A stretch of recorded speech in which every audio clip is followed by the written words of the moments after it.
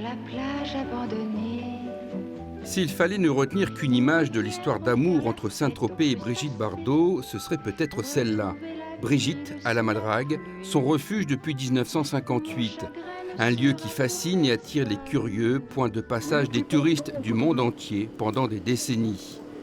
Grâce à elle, le petit port de pêche varois se voit propulsé dans une autre dimension.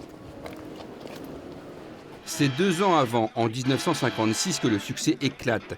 Il naît du scandale avec cette séquence si sensuelle dans « Et Dieu créa la femme » de son mentor et mari, Roger Vadim.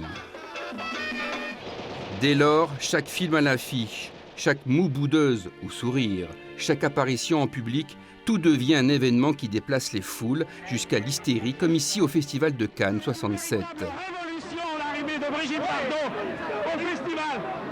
Brigitte Bardot, insolente de beauté, est devenue Bébé, 2 initiales pour une star mondiale dont la liberté de corps et d'esprit choque autant qu'elle séduit. I want to be myself.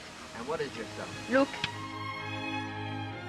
Je crois que je suis arrivée dans ce monde cinématographique au moment où l'image de la femme a changé pour une raison ou pour une autre. C'est moi qui étais là parce que je correspondais à cette nouvelle image. Épuisée par ce statut d'icône mondiale, elle stoppe sa carrière artistique en 1973 en pleine gloire. Elle n'a pas encore 40 ans. Elle met alors toute son énergie et sa fortune au service du règne animal et marquera les esprits en s'élevant avec courage contre le massacre des bébés phoques au Canada. Au fil des années, elle ne sortira plus de sa retraite que pour pousser des coups de gueule ou pour des prises de position tranchées. Marraine des Gilets jaunes ou soutien de Marine Le Pen. J'aime beaucoup Marine et je l'affirme et je le dis et c'est tout. J'ai pas à m'en cacher.